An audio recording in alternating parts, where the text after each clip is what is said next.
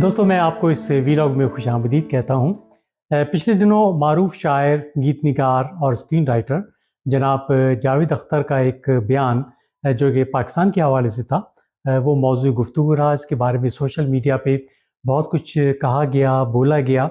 हमने सोचा इसके बारे में किसी ऐसी शख्सियत से उनकी राय जानने की कोशिश करते हैं कि जो बजाय मुखालफत में या हिमायत में बात करने के कुछ तारीखी पस मंज़र, कुछ मारूज़ी हक़ाइक़ को मद्देनज़र रखते हुए अपनी राय का इज़हार कर सकें। इस सिलसिले में हमें अपने इर्द-गिर्द जो सबसे मौज़ू शख्सियत नज़र आती है, वो जनाब डॉक्टर बुलंद इकबाल की शख्सियत है। आइए बग़ैर किसी तमहीद बाँधे हम उनसे गुफ्तगू का आगाज़ करते हैं। डॉक्टर बुलंद इकबाल, सबसे पहले तो मैं आपको इस वीलॉग में खुशामदीद कहता हूँ। शुक्रिया आमिर। डॉक्टर बुलंद इकबाल, जावेद अख्तर का बयान जो कि उन्होंने फेस्टिवल में दिया था, वो यकीनन आपकी नज़र से गुजरा होगा। इस हवाले से जब हम सोशल मीडिया पे नज़र डालते हैं, ख़ासतौर पर पाकिस्तान साइड के, तो हमें कुछ ऐसा नज़र आता है कि जो कुछ भी बोला जा रहा है वो सेल्फ डिफेंस में बोला जा रहा है, जिसमें हमें एक डिनाइल की सी कैफियत नज़र आती है। लेकिन दूसरी तरफ जब हम जावेद अख्तर के बयान को भी देख लें तो उसमें भी हमें कुछ डिनाइल की कैफियत यूँ नज़र आती है कि जब वो ये फरमाते हैं कि मुंबई हमलों के ज़िम्मेदारान नॉर्वे से नहीं आए थे, तो वो एक हिम्मत करते और ये भी फरमा देते कि कुलभूषण यादव या अभिनंदन जो थे वो भी नॉर्वे से नहीं आए थे। आपका इस बारे में क्या ख्याल है? शुक्रिया आमिर। बिल्कुल इस मौजूद पर बात कर लेते हैं। जावेद अख्तर साहब पिछले दिनों आए थे पाकिस्तान फैज़ मेले में और वहाँ पर कुछ गुफ्तगू हुई थी। मेरा ख्याल है उनसे कोई सवाल पूछा गया था जिसमें कहा गया था कि साहब, जो पाकिस्तान के आर्टिस्ट जब इंडिया आते हैं और उनके साथ उस तरह से उन्हें अप्रिसिएशन नहीं मिलती है जिस तरह से हिंदुस्तान के आर्टिस्ट को या बॉलीवुड की फिल्मों को या वहाँ के जो भी आर्ट से मुताल्लिक लोग हैं उन्हें जो अप्रिसिएशन मिलती है, वैसी इस तरह की कोई बात थी जिसके जवाब में जावेद अख्तर साहब ने कई एक बातें करी और फिर ये भी बात कि साहब जो लोग टेररिज्म फैलाते रहे इंडिया में वो मतलब नॉर्वे से तो नहीं आए थे। तो उस पर बड़ी गुफ्तगू होती चली गई और फिर एक के बाद एक सिलसिला शुरू हो गया। बल्कि लोगों ने पूरा का पूरा एक सैलाब था जो नजर आया सोशल मीडिया के ऊपर, हिंदुस्तान पाकिस्तान दोनों तरफ से। लोगों ने कहा साहब के जावेद साहब, वो जो अभिनंदन साहब थे या कुलभूषण यादव थे, इस किस्म के लोग भी कोई नॉर्वे से तो नहीं आए थे। इस किस्म की बातें आती हुई। असल में आमिर, हमें थोड़ा सा बैकग्राउंड समझना चाहिए। ये बड़ी मतलब बिल्कुल ऐसी बात है जैसे कि कोई मैं तो कहूँगा बल्कि बड़ी डिसफंक्शनल किस्म की रिलेशनशिप है इंडिया और पाकिस्तान के दरमियान। जैसे कोई तलाक याफ्ता जोड़ा जो होता है वो बदकिस्मती से एक ही इलाके में रहे तलाक के बाद, और तलाक भी ऐसी हुई हो जिसके अंदर खूब ही सारी दुनिया ने तमाशा देखा हो एक दूसरे के लिए नफरतों का और तमाम चीज़ों का, और उसके बाद भी वो बदकिस्मती से एक ही इलाके में रहते हों और वो फिर सिलसिला चलता ही रहे। तो कुछ ऐसा ही हाल हिंदुस्तान और पाकिस्तान का हुआ। मगर बहरहाल ये बात तो माननी पड़ेगी कि वो पाकिस्तान जो है वो बहरहाल एक इस्लामिक रिपब्लिक पाकिस्तान ही है, यानी वो इस्लाम के नाम पर बना है, वो एक मुस्लिम स्टेट है। मगर हिंदुस्तान के मामला तो मुख्तलिफ है। हिंदुस्तान तो बहरहाल एक सेकुलर स्टेट थी ना भाई। गांधी जी ने हिंदुस्तान जो है वो कोई हिंदुआ के लिए या हिंदुओं के लिए तो स्टेट नहीं बनाई थी, ऐसा तो कुछ भी नहीं था उनके आइन में। और बदकिस्मती देखिए कि 2014 के बाद से, यानी मोदी साहब की हुकूमत के बाद से, हिंदुस्तान जो है वो हिंदुआ रिपब्लिक ऑफ हिंदुस्तान बन गया। और 80 की दहाई के बाद से जब हम एक तरफ ही देखते हैं कि साहब पाकिस्तान में जो कुछ भी फंडामेंटलिज्म आया और बगौल कैसे लश्कर तैयबा और जमातुल दावा और पीटीपी किस्म के जैसी जमातों की वजह से एक फंडामेंटलिस्ट पाकिस्तान बना, तो 2014 के बाद हिंदुस्तान भी हिंदुआ बन गया और बिल्कुल ही जिसे कहते हैं ना फंडामेंटलिस्ट इंडिया नजर आता है। हमको नजर आता है कि साहब वो गाय वगैरह काटने की वजह से लोगों को काट दिया जाता है और उन्हें जबरदस्ती सुअर का गोश्त खिलाया गया। क्या क्या कुछ नहीं हुआ पिछले 6-7 सालों में जब से मोदी साहब या बीजेपी की हुकूमत आई है, क्या कुछ नहीं हुआ। इन्हीं की जब जिस जमाने में ये गुजरात के वजीर आला थे, 2000 मुसलमानों को बहरहाल मारा गया। अच्छा, जहां तक अदाकारों का या फनकारों का या बॉलीवुड के आर्टिस्ट का मामला है, ہمیں نہیں بھولنا چاہیے کہ یہ ابھی کچھ ہی عرصے پہلے عامر خان جیسے اداکار جو ہیں وہ ہندوستان چھوڑنے کی بات کرنے لگے تھے. خود یہ جاوید اختر صاحب اور شبانہ اعظمی اور نصیر الدین شاہ کو مدھیہ پردیش کے جو ہوم منسٹر تھے انہوں نے کیا تک دے گینگ کہہ کے مخاطب کیا تھا. مطلب یہ کہ یہ وہ مسلمان آرٹسٹ ہیں جو پرو پاکستانی ہیں اور اینٹی انڈین ہیں. اس قسم کی باتیں جو ہیں وہ بڑی تشویشناک ہیں. ایک پوری فضا ہندوستان میں ہمیں نظر آتی ہے. تو میرا یہ خیال ہے کہ جو بات آپ نے کہی کہ ڈینائل نظر آ رہا ہے اور سب سیلف ڈیفینسو ہیں اور ایک دوسرے سے لڑ رہے ہیں اور جاوید اختر صاحب کے بیان کے بعد وہ یہ کہہ رہے ہیں وہ ان پہ الزام لگا رہے ہیں. اصل میں تو انسیکیورٹی ہے, انسیکیورٹی نظر آتی ہے ہمیں ہندوستان میں. جب اتنا زیادہ آپ کی جو نیشنلزم یا آپ کی جو پیٹریوٹزم ہے اس کو جب شبہ کیا جائے گا تو اس کے بعد جاوید اختر جیسے لوگ یا جو بھی انڈین جو مسلم آرٹسٹ ہیں جب وہ پاکستان آئیں گے تو وہ پاکستان کے معاملات کو بھی کرٹیسائز کریں گے. اس کا کم از کم اتنا فائدہ تو ہوا کہ اب جب وہ واپس جائیں گے تو انہیں اپریسیشن ملے گی, اور ملی انہیں اپریسیشن. سارے ہندوستان میں ان کی واہ واہ ہوئی اور ایک شور مچ گیا. بقول کیسے ایک طرح کا ایک اسٹرائک تھا, جیسے سرجیکل اسٹرائک ہوتا ہے, بالکل ویسے ایک اسٹرائک تھا, وہ کر کے واپس لوٹے. تو یہ جو انسیکیورٹی ہے یہ ہمیں جاوید اختر صاحب کے بیان میں نظر آتی ہے. بہت بڑے آرٹسٹ ہیں, بہت بڑے شاعر ہیں, ان کا بہت بڑا بیک گراؤنڈ ہے, بہت ان کی عزت, بہت تمام باتیں, مگر سچی بات تو یہ ہے کہ والنٹری یا انوالنٹری ارادی طور پر یا غیر ارادی طور پر انہوں نے جو باتیں کی اس سے ان کی ڈیپ ڈاؤن انسیکیورٹی نظر آتی ہے. اور اس سے ایک فائدہ ہوا کہ ان کو جب یہ واپس گئے تو وہ ایک اسٹیبلش ہوئی ایک اور شکل, اور لوگوں کی طرف سے جو اپریسیشن نظر آئی وہ بھی ایک سوالیہ نشان ہے. وہ بھی ایک سوالیہ نشان ہے کہ ہندوستان کا معاشرہ اس قدر پولرائز ہو چکا ہے کہ وہ یہ دیکھتے ہیں کہ کیا بات کی گئی اور پھر اس کے لحاظ سے تو یہ سب چیزیں کچھ اتنی ایسی نہیں ہیں کہ اس سے کوئی اچھی مثال بنی.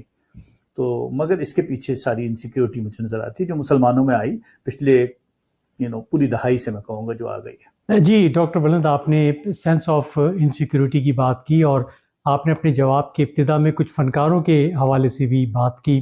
اسی سلسلے میں جاوید اختر نے یہ بیان دیا کہ ہم نے تو اپنے ہاں استاد نصرت فتح علی خان کو بھی بلایا اور ان کے بڑے بڑے فنکشنز کیے.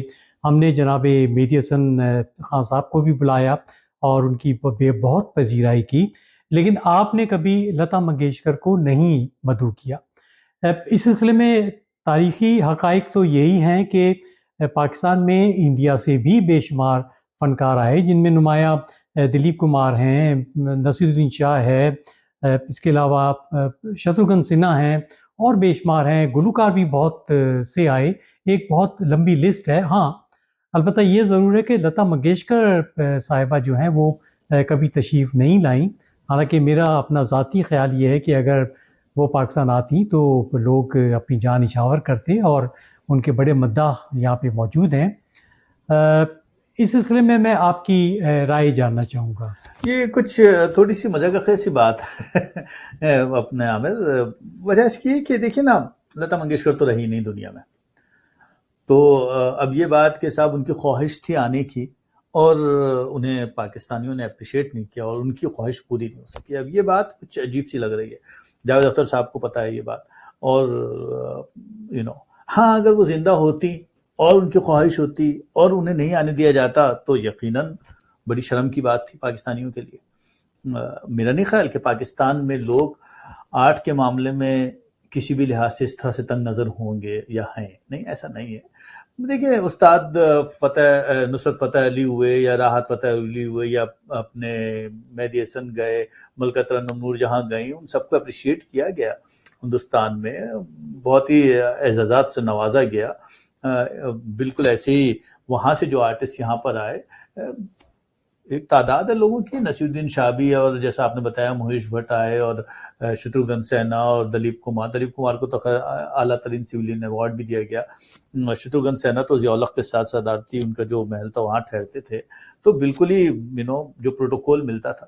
تو یہ سب باتیں بڑی, مطلب یہ کوئی باتیں ایسی نہیں ہیں کہ اس میں کوئی اتنا زیادہ سوچا بھی جائے اور کوئی بھی ریزن بنا دیا جائے کہ صاحب ملک کہ لتا منگیشکر آنا چاہتی تھی مگر دیکھیں وہ آئیں کیا کبھی, کیونکہ آپ نے یہ کچھ بات بنتی بھی اچھی نہیں لگی مجھے. پھر وہی لگتا ہے کہ یہ پہلو اسی طرف جا رہا ہے، اسی انسیکیورٹی کی طرف جا رہا ہے کہ کچھ شکایت، کچھ غصہ، کچھ ناراضگی کا اظہار کیا جائے۔ یہ بالکل ایسی بات ہے کہ صاحب پاکستان سے کوئی فنکار جو مائنورٹی سے ہے وہ ہندوستان جائے اور ہندوستان جا کر اس بات کی شکایت کرے، جب وہ پاکستان واپس آئے تو پھر اس کی واہ واہ ہو جائے۔ تو یہ کچھ پہلو ایسا نکلتا ہے، اور جو مجھے لگتا ہے کہ ایک آرٹسٹ یا ایک شاعر یا ایک ادیب یا دانشور اس کے انٹلیکٹ کا نہیں ہے یہ پولیٹیکل جو ہوتے ہیں نا، جسے کہتے ہیں ہم مینیپولیٹرز جو ہوتے ہیں، اور یہ جو ایک عام لوگ ہیں ان کی سوچ تو ہو سکتی ہے، وہ تو ایسی بات کریں تو کریں، مگر ایک آرٹسٹ کو زیب نہیں دیتا ہے۔ آرٹسٹ سے ہم ذرا سی بہتر ایکسپیکٹیشن رکھتے ہیں، اس قسم کی شکایتیں یہ سب کچھ کوئی بات نہیں۔ جی ڈاکٹر بلند اقبال، اسی حوالے سے ایک ذیلی سوال میرا یہ ہوگا کہ جناب جاوید اختر نے فیض فیسٹیول کے پلیٹ فارم کو استعمال کیا اس طرح کا اسٹیٹمنٹ دینے کے لیے۔ فیض احمد فیض جیسے کہ ہم سب جانتے ہیں ایک سوشلسٹ پوئٹ تھے، جنہوں نے سرمایہ دارانہ نظام کے خلاف اپنی آواز شاعری کی صورت میں بلند کی۔ آپ کا کیا خیال ہے کہ فیض فیسٹیول کو بجائے اس کے کہ ہم فیض کے نظریات کے اوپر بات کریں، ان پہ مباحثہ کریں، کیا ہم دوسرے موضوع کو بھی اپنے گفتگو کا حصہ بنا سکتے ہیں، یا یہ کہ اس طرح کے پلیٹ فارم کو کثیر الموضوع مباحثوں کے لیے استعمال کرنے میں کوئی قباحت نہیں ہے؟ میں آپ کی رائے جاننا چاہوں گا۔ جی عامر، بالکل صحیح فرما رہے ہیں آپ۔ فیض صاحب مارکسسٹ تھے، انہوں نے اوپریسر طبقے کے لیے شاعری کی تھی، انہوں نے سماجی ظلم کے خلاف آواز اٹھائی تھی، انہوں نے جو طبقاتی مسائل تھے ان پر بات کی تھی، ہیومنسٹ تھے وہ ایک۔ ساری عمر انہوں نے ترقی پسند تحریک کی نمائندگی کی، انہوں نے لیاقت علی خان کا جو سرمایہ دارانہ انکلینیشن تھا اس کے خلاف باضابطہ ایک ان کی موومنٹ نظر آتی ہے۔ 51 میں تو وہ پنڈی سازش کیس میں آپ کو یاد ہوگا پابند سلاسل ہوئے، جیل میں گئے۔ ایک بڑا شاعر، ایک بڑا انقلابی شاعر، وہ جو انہوں نے کہا تھا گلوں میں رنگ بھرے باد نو بہار چلے، چلے بھی آؤ کہ گلشن کا کاروبار چلے، ایک ایسا شاعر۔ یہ یہاں پر وہ کسی محبوبہ کی بات نہیں کر رہے تھے وہاں، بلکہ وہ ان جنرل استحصال وغیرہ کی جو چکی میں پسنے والے لوگ ہیں ان کی زندگی میں آنے والے انقلاب کے انتظار کی بات کر رہے تھے۔ تو ایک ایسے انقلابی، ایک ایسے بڑے ذہن کے شاعر کو آپ یاد کر رہے ہیں تو اس کے ہیومنسٹ کیریکٹر کو یاد کیجئے، ان کے نظریات پر بات کیجئے، اور جو رنگ، نسل، مذہب جیسے معاملات ہیں، جو ہندوستانی، پاکستانی یا ہندو یا مسلمان ہونے کی جو سطحی انداز ہیں سوچنے کے، اس سے بالا تر ہو کر، اس سے آگے بڑھ کر، اور پھر وہی نہیں بلکہ نیشنل انٹرنیشنل لیول کے اوپر، اور اس تمام جو ان کی فکر ہے، اس کے جو اثرات ہیں، اس کے جو اوورآل اس میں نئی جہتوں کے اوپر بات کی جائے، بجائے اس کے کہ آپ ہندو مسلمان یا ہندوستانی پاکستانی ہو کر تنگ نظری سے ایک دوسرے کے لیے شکایتوں کے دفتر کھولیں اور ایک دوسرے کے اوپر الزامات لگائیں، اور پھر اس کی اپریسیشن کی جائے یا پھر اس کو ڈینائی کیا جائے، اور پھر اس کے بعد رقیق جملوں کا اور پھر سوشل جو پوری کی پوری ایک آپ کی جو فضا ہے اس میں بیہودہ الزامات اور ایک دوسرے کے خلاف باتیں کی جائیں، یہ تو پھر موضوع نہیں ہوا نا۔ اس لیے تو پھر یہ میلے اور یہ گفتگو اور یہ علمی جو ہے فضا نہیں ہے۔ تو اگر میرا خیال ہے کہ اگر اس قسم کا کوئی پروگرام ہو رہا ہے تو اس میں اس کی علمی فضا کو مجروح نہیں ہونا چاہیے، ہاں اس کے اوپر بات ہونی چاہیے، اور آف کورس ڈائلاگ ہونا چاہیے، اور اس سے ڈائلاگ سے ایک ٹالرنس کی فضا یقیناً ڈیولپ ہوتی ہے جس کی ضرورت ہے اس وقت ہندوستان اور پاکستان کو۔ تو میرا تو خیال ہے کہ آپ صحیح فرما رہے ہیں کہ اس قسم کے میلے ضرور ہونے چاہیے، اور یہاں پر موضوعات پر بات ہونی چاہیے، مگر اس لیول کی نہیں ہونی چاہیے جس لیول پر گفتگو نظر آئی، اور جس کے بعد جو خصوصاً ایک ماحول ڈیولپ ہوا جس نے ڈیمیج کیا تمام فضا کو۔ میرا نہیں خیال کہ اس کے لیے یہ جو گیدرنگز ہو رہی ہیں اس لیے نہیں ہو رہی۔ جی ڈاکٹر بلند اقبال، فیسٹیول کے حوالے سے ہی ایک اعتراض یہ بھی اٹھایا جا رہا ہے کہ اس طرح کے جو فیسٹیول ہیں وہ دراصل کچھ بیرونی عناصر کے ہاتھوں یرغمال ہو چکے ہیں، اور وہ اپنے خاص نقطۂ نگاہ نئی نسل کے ذہنوں تک منتقل کرنا چاہتے ہیں۔ چنانچہ اس طرح کے فیسٹیول کو سرے سے ख़त्म ही कर देना चाहिए। मैं आपकी राय जानना चाहूँगा, क्या इस तरह के सकाफ़ती या अदबी मेलों को ख़त्म कर देने से हम एक सकाफ़ती इन्हितात पज़ीरी का शिकार नहीं हो जाएंगे, या ये कि इस तरह के जो मेले हैं वो नई नस्ल में सोच के नए ज़ाविये या नई जहतें पैदा करने में मावन साबित नहीं हो रहे? आप फरमाइएगा, इस बारे में क्या कहेंगे? हमें ऐसे सकाफती मेलों को ख़त्म हो जाना चाहिए। अब आप जो बात कर रहे हैं ना कि साहब वो भाई ये तो कहीं बैरूनी नासिर हैं जो फ़ायदा उठा लेते हैं और नौजवान नस्ल को मजरू कर रहे हैं, उनको यूटिलाइज कर रहे हैं और एक मखसूस किस्म की जनरेशन को डेवलप। देखिए, मैं समझता हूँ कि इस किस्म की जजमेंट भी ठीक नहीं है। मैंने तो बल्कि देखा था कुछ लोगों के, खुसूसन कुछ पाकिस्तान को शायर अदीब थे, उनका कोई वीडियो क्लिप देख रहा था। उन्होंने कहा कि साहब ये जो लोग बैठे हुए सुन रहे थे और जावेद अख्तर साहब की बात सुनकर तालियां पीट रहे थे, ये तो वो नौजवान नस्ल है जिन्हें कुछ नहीं पता। ये तो ऐसी बस वो मम्मा डैडा के बच्चे हैं और ये तो बस फैशन शो के बच्चे हैं, इनको कुछ नहीं पता। लेकिन ये जुमला खुद अपनी जगह बड़ा गलत जुमला है, ये मुनासिब बात नहीं है। नौजवान नस्ल के बारे में आप इस तरह से ओपिनियन डेवलप नहीं कर सकते।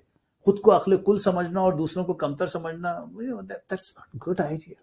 लोग बहुत, हमारी नौजवान नस्ल हमसे ज्यादा ज़हीन है, वो चीजों को ज्यादा बेहतर, ज्यादा बैलेंस समझती है। मैं समझता हूँ वो ज्यादा उनकी इंसाइट है, वो नए दौर के बच्चे हैं और उनके डायमेंशंस हैं और उन डायमेंशंस की हमें रिस्पेक्ट करनी चाहिए, ऐसा मेरा मानना है, पहली बात। दूसरी बात जो ये कि इस तरह की महफिलों को अगर आप खत्म कर देंगे तो फिर आपके पास बचेगा क्या? आपका दामन पहले ही खाली है। पाकिस्तान के पास इस वक्त, खुसूसन मैं पाकिस्तान की पहले बात कर लेता हूँ कि पहले अपने घर से बात करनी चाहिए। एक्सट्रीमिज्म, फंडामेंटलिज्म और पोलराइजेशन के सिवा है क्या? सियासी पोलराइजेशन इतनी बढ़ गई कि एक दूसरे को गाली गलोच के अलावा कुछ बचता ही नहीं है। एक दूसरे के खिलाफ इल्जामात हैं, एक दूसरे को चोर, एक दूसरे के ऊपर जुमलेबाजियां, और सारी दुनिया में, सिर्फ अपने मुल्क में नहीं, सारी दुनिया में हर जगह मजाक बनाकर रख दिया पूरी कौम को, अपने कौम के अपने ही लोगों को। कहीं नजर मिलाकर आप नहीं रह सकते दुनिया में।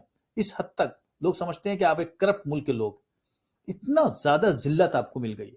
तो ये तो पाकिस्तान। हिंदुस्तान का हाल देखिए, हिंदुस्तान वालों को भी शर्मिंदगी होनी चाहिए कि उनके पास क्या विरसा था और आज क्या है।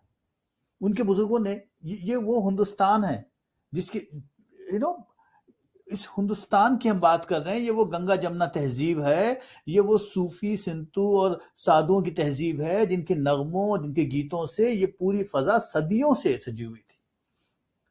हिंदू मुस्लिम जो तहजीब थी वो इस तरह से हजारों साल से एक दूसरे से हम आहंग थी। वो जो वहदतुल वजूद और वहदतुल शहूद के जो नजरियात थे वो सिर्फ मुसलमानों के नहीं थे, वो हिंदू और मुसलमानों को एक वहदत के अंदर पुरोए हुए थे। हिंदू रामायण और भक्ति तहरीक और ये सब सिलसिले जो थे, ये जो तारीख और सकाफत के हिस्से थे, उन्होंने हिंदू और मुसलमानों को आपस में जोड़ा हुआ। आज की हिंदू पॉपुलेशन या आज के हिंदुस्तान की पॉपुलेशन अपने बुजुर्गों को क्या मुंह दिखाएगी? किस पोलराइजेशन का शिकार है? किस तरह से एक दूसरे के लिए गाली गलोच और बेहुदा बातें और बेहुदा जुमलों के अलावा उनके पास कुछ नहीं है। ये सोचा जाए। अगर आप इस किस्म की महफिलें, इस किस्म की मजलिसें भी हटा देंगे तो फिर बचेगा क्या? फिर क्या बचेगा? खुद हिंदुस्तान के दामन में भी क्या बचेगा? देखिए, यही तो महफिलें हैं, इनका ही तो होना जरूरी है। और सबसे बड़ी बात यह कि इसमें जो लोग शरीक हो रहे हैं, इसमें जो लोग बात कर रहे हैं, उनको पूरी रिस्पेक्ट से सुना जाए। और जो लोग शिरका भी हैं, जो सुन रहे हैं, वो भी काबिल सताइश है, काबिल रिस्पेक्ट है। नई नस्ल है हमारी, हमें उनसे भी सीखना चाहिए इस तरह से वो आपसे सीखते हैं। तो मेरा ख्याल है कि ये अंदाज होना चाहिए, इन महफिलों को तो अप्रिशिएट करना चाहिए। जी डॉक्टर बुलंद इकबाल, आपकी राय में जानना चाहूँगा, आपको नहीं लगता कि जावेद अख्तर का ये बयान एक ख़ास फनेटिक सोच के ज़ेर असर था? वही फनेटिक सोच जिसमें वापस जाके उनको ज़िंदा रहना है, ज़िंदगी गुजारनी है और बड़े पुरअमन तरीके से गुजारनी है। आपको ऐसा नहीं लगता कि उनके इस बयान की वजह से उन तमाम काविशों को नुकसान पहुंचा जो दोनों तरफ के सनतकार, ताजिर या शायर, अदीब और फ़नकार कई दहाइयों से करते चले आ रहे हैं. मेरा मतलब कहने का ये है कि अमन की हसूल के लिए जो काविशें हो रही हैं, क्या वो सैबोटाज नहीं हो जाएंगी? आपकी राय जानना हाँ, चाहूँगा. मेरे ज़रा ये मुश्किल जुमला है, खुसूसन मेरे लिए मुश्किल है कि आया कि जावेद अख्तर साहब ने जो बात कही है, क्या वो वहाँ की फेनेटिक सोच की उन्होंने नुमाइंदगी की है, डायरेक्टली या इनडायरेक्टली. बहुत मुश्किल बात है ये, ऐसा सोचना भी और ऐसी राय भी कायम करना कम से कम मेरे लिए. मैं इसको एक सर्वाइवल टैक्टिक्स तो ज़रूर कह सकता हूँ, जैसा कि आपने फरमाया कि हाँ, माहौल के असरात होते हैं. भाई देखिए ना, इंसानी तारीख गवाह है कि किसी भी दौर में चलें, फ़लसफ़े की तारीख में चलते हैं, वहाँ देखिए आप, अगर आप एंशिएंट दौर में चले जाएँ तो एक दौर था वो फ़लसफ़े का, और उस ज़माने में एक फ़ज़ा कायम थी और फ़लसफ़े में बड़ा से बड़ा दिमाग पैदा हो रहा था. फिर हम देखते हैं मेडिवल दौर आता है और फिर एक सोसाइटी दूसरी तरह की डेवलप हो जाती है और हमें एक ख़ास फ़लसफ़ियाना दिमाग जो है वो पैदा होता हुआ कम दिखाई देता है. या फिर हम यूरोप के तारीख दौर में चले जाते हैं तो हम देखते हैं कि साहब वहाँ पर कोई बड़ा जहन पैदा नहीं हो रहा है. तो माहौल के असरात तो होते हैं. निशात सानिया आ जाता है और उसके बाद फिर हम देखते हैं कि एक से बढ़कर एक साइंसी और समाजी और फ़लसफ़ियाना दिमाग पैदा होना शुरू हो जाता है. तो एक ऐसे बुरे हालात में जब हालात इस तरह के हो जाएं कि बहुत ही तंग नज़र माशरा हो जाए और तो फिर सर्वाइवल टेक्निक की तो बात आती है.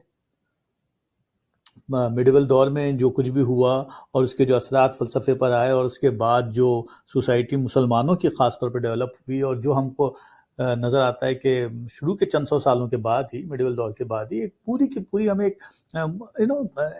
जहन के लिहाज से पूरी कोख जो है वो बांझ दिखाई देती है. एक तंग नज़र माशरा जब डेवलप हो जाता है तो एक नफ्सियाती उसका असर तो डेवलप होता ही है, एक फेनेटिक माहौल डेवलप होता ही और उसके असरात नज़र आते हैं. लेकिन उस असरात का मतलब क्या है? मतलब उनका जिक्र करने का हरगिज़ ये नहीं है कि वो कोई उस फेनेटिक फ़िक्र का शिकार हो गए, नहीं, बल्कि वो एक तनकीदी और एक तज्जियाती जहन भी नज़र आ रहा है जावेद अख्तर साहब का, कि वो कह रहे हैं कि भाई ये इस तरह का माहौल डेवलप नहीं होना चाहिए. अब उसको आप ये कह सकते हैं कि वो सर्वाइवल टेक्निक भी है कि वो वापस अपने माशरे में जाएंगे तो उनके ऊपर ये उंगली नहीं उठेगी कि साहब. तो अब सवाल ये पैदा होता है कि वो नहीं, बल्कि हिंदुस्तान का माशरा जिस रुख में चला गया है वो बहुत इंपॉर्टेंट. वो जो रिएक्शन वहाँ डेवलप हो रहा है वो ठीक नहीं है. इसका मतलब ये कि वहाँ के मुसलमानों को ऑब्जेक्शन करना चाहिए पाकिस्तान आकर, या लिखना चाहिए और उनको अपनी वफादारियाँ शो करनी होगी. क्यों? इसलिए कि सवाल. लेकिन ये सब बातें कुछ इतनी मुनासिब हैं नहीं, खुसूसन आज के दौर में 21वीं सदी में, जब दुनिया, ख़ासतौर पर मगरिब की दुनिया कहाँ जा रही है, दूसरे सैयारों पर नई दुनियाएं कायम कर रही है, स्पेस से भी आगे निकल रही है. 21वीं सदी के इस दौर के अंदर जब आप फेनेटिक सोसाइटी को देखेंगे, चाहे वो हिंदुस्तान की सोसाइटी हो या पाकिस्तान की सोसाइटी हो, तो आप एक मजाक बनकर रह जाएंगे. मैं बात कर रहा हूँ कल्चर और सकाफत के एतबार से. देखें, हिंदुस्तान और पाकिस्तान के माशरे की जो तहजीब और जो उसका तमद्दुन, जो उसकी सकाफत, जो उसकी तमाम एक शक्ल है, वो ऐसा नहीं है कि किसी सदी आ गई तो हर चीज़ जो है वो बस बखौल कैसे रोबोट बन जाएगी. नहीं, ऐसा नहीं है. सकाफत जिंदा रहती है और सकाफत के बगैर इंसान रहता है. रोबोट वो एक अलग शक्ल है, वो एक साइंटिफिक और बात है, वो माशी मसाइल और हैं, वो इक़्तिसादी मसले और हैं, वो उसका एक स्ट्रक्चर दूसरा डेवलप हो रहा है, वो दुनिया का रुख दूसरा है. मगर सकाफत अपनी जगह रहती है. सकाफत इंसान की पहचान है, कल्चर, तहजीब, उसके बिना इंसान नहीं है. तो एक फेनेटिक दौर में रहने का मतलब ये है कि आप क़बाइल के दौर में रह रहे हैं, आप तंग दामनी का, तंग नज़री का शिकार हो चुके हैं. ऐसी सोसाइटीज़ की इज्जत नहीं की जाती है, ऐसी कौमों की रिस्पेक्ट नहीं होती है. ये बात हिंदुस्तान और पाकिस्तान के आम लोगों को सोचना चाहिए. जी बिल्कुल. डॉक्टर बुलंद इकबाल, आज के इस वीलॉग का मेरा एक आखिरी सवाल ये है कि इस फेस्टिवल के बाद जब जावेद अख्तर इंडिया तशरीफ़ ले गए तो उन्होंने बेशुमार चैनल्स को इंटरव्यूज़ दिए. इन इंटरव्यूज़ में उन्होंने जा बजा इस बात का इजहार किया कि पाकिस्तान के अवाम और पाकिस्तान की रियासत के दरमियान एक वाज़े खलीज या तक़सीम मौजूद है. उनके ख़्याल में जब पाकिस्तान के अवाम ने इस ख्वाहिश का इजहार किया या इसके लिए काविश की कि इंडिया के साथ کچھ بہتر تعلقات استوار ہو جائیں، وہاں پاکستان کی ریاست نے ان کاوشوں کو سیبوٹاج کیا۔ اس حوالے سے انہوں نے ممبئی حملوں کا بھی تذکرہ کیا، انہوں نے کشمیر دراندازی کا بھی ذکر کیا۔ میں آپ کی رائے جاننا چاہتا ہوں کہ آپ اس حوالے سے کیا سوچ رہے ہیں؟ جی عامر، بالکل یہ بات تو ہے۔ جاوید اختر صاحب نے جو بات کہی کہ پاکستان کے جو ریاستی ادارے ہیں اور ان کی جو عوام ہے اس کے درمیان ایک خاص فرق نظر آتا ہے۔ اچھا دیکھیے، یہ سوچ کا فرق جو ہے نا صرف پاکستان کے ریاستی اداروں یا پولیٹیکل انسٹیٹیوشن یا جو بھی ڈومینیٹنگ پاور ہے اور پبلک ہے، ان کے درمیان جو ڈفرینسز نظر آتے ہیں، جو ڈسٹینسز نظر آتے ہیں، وہی فاصلے ہندوستان میں بھی نظر آتے ہیں۔ ایسا نہیں کہ وہاں نہیں، لیکن دنیا میں چاہے کوئی بھی قوم، کوئی بھی اسٹیٹ ہو، وہاں پر ایک طبقہ ایسا ضرور ہوتا ہے جو فکر کرنے والا ہوتا ہے، جو سوچنے والا طبقہ ہوتا ہے، جو اپنے جو ان کے سیاسی، سماجی، مذہبی جو لیڈرز ہوتے ہیں ان کے پیچھے ہاتھ باندھ کر نہیں کھڑا ہوتا ہے، سر جھکا کر بالکل ہی دمبوں اور بکروں کی طرح نہیں چلا کرتا۔ ان کی اپنی ایک رائے ہوتی ہے، ایک علمی رائے ہوتی ہے، ان کے اپنے مشاہدات ہوتے ہیں، ان کے اپنے تجربات ہوتے ہیں، ان کے اپنے تبصرے ہوتے ہیں، ان کے اپنے تجزیے ہوتے ہیں، ان کے اپنے نظریات ہوتے ہیں۔ وہ کسی بھی منزل پر رک کر چیزوں کا غیر جانبداری یا ہو سکتا ہے جانبداری سے تجزیہ کرتے ہیں، اور یہی وہ طبقہ ہوتا ہے، یہی وہ سماج کا سب سے اہم طبقہ ہوتا ہے جو کسی بھی قوم کے لیے ضروری ہوتا ہے۔ کیوں؟ اس لیے کہ وہ تجزیہ، وہ تبصرہ، وہ جو تفہیم ہوتی ہے وہ اس قوم کے لوگوں کے لیے ضروری ہوتی ہے۔ یہ وہ لوگ ہوتے ہیں جو دانشوروں کا طبقہ ہوتا ہے، ان پر الزامات بھی لگتے ہیں، کوئی انہیں غدار کہتا ہے، کوئی انہیں لامذہب کہتا ہے، کوئی انہیں ہر طرح کے منفی القابات سے انہیں نوازا جاتا ہے، مگر یہی وہ نڈر طبقہ ہوتا ہے، اور اسی طبقے کی ضرورت ہوتی ہے کسی بھی قوم میں۔ وہ ممالک، وہ قومیں یقین مانے خوش قسمت ہوتی ہیں جہاں پر یہ طبقہ زیادہ بڑی تعداد میں پایا جاتا ہے۔ اور آپ غور کیجئے گا کہ خصوصاً مغرب میں آپ کو یہ طبقہ بڑا نظر آئے گا، بڑی آبادی آپ کو نظر آئے گی جو بڑی تجزیاتی ذہن رکھتی ہے، بہت ریشنلسٹ ہیں، ہر چیز کو تجزیے سے دیکھ رہے ہوتے ہیں۔ کمی ایسا ہوتا ہے کہ وہ ایک مخصوص ڈائریکشن میں جاتی ہے۔ بدقسمتی سے پاکستان، ہندوستان میں ایسا نہیں ہے، خصوصاً پاکستان میں ایسا نہیں، کوئی تجزیہ والا ذہن نہیں نظر آتا ہے، بہت کم نظر آتے ہیں، اور بہت محدود تعداد۔ تو اس طرح کے طبقے کا ہونا ضروری ہے۔ اگر یہ طبقہ جاوید اختر صاحب کو پاکستان میں نظر آیا ہے تو یہ بڑی خوش آئند بات ہے، جس کی وجہ سے انہوں نے، آپ نے کہا نا کہ انہوں نے کشمیر کا کہ اس کا ذکر کیا اور یہ بتایا کہ صاحب کس طرح سے بمبئی میں دھماکے، دیٹس فائن، لیکن یہ طبقہ پاکستان میں موجود ہے، اچھی بات ہے۔ اور بالکل ایسے ہی ہندوستان میں میں سمجھتا ہوں کہ ایسا طبقہ بڑی مقدار میں موجود ہے جو اس قسم کی جو فنڈامنٹلزم جو ہندوؤں اور مسلمانوں کے درمیان جو ایک مخصوص قسم کا جو ایکسٹریمزم ڈیولپ ہو رہا ہے، جو نفرتیں اور جو تنگ نظری اور تنگ دامنی ڈیولپ ہو رہی ہے، اس کے خلاف ہے۔ یہی طبقہ ہے جو ہندوستان میں موجود ہے، پاکستان میں موجود ہے، اسی کی وجہ سے تو یہ قومیں بچ جائیں گی، یہ رحمت ہے۔ تو میں سمجھتا ہوں کہ یہ بات بڑی مثبت ہے جاوید اختر صاحب کی، اور یہ ذکر جو انہوں نے کیا اس کی وجہ بھی یہی تھی کیونکہ ان کا خود کا بھی تعلق اسی طبقے سے۔ بہرحال میرا تو یہ خیال ہے اس حوالے سے۔ جی ڈاکٹر بلند اقبال، میں آپ کا تہہ دل سے مشکور ہوں کہ آپ نے ہمارے لیے، ہمارے دوستوں کے لیے اپنا وقت نکالا اور اس موضوع پہ اپنا اظہار رائے کیا۔ یقیناً آپ کی رائے سے سوچ کے کچھ نئے زاویے بھی کھلیں گے۔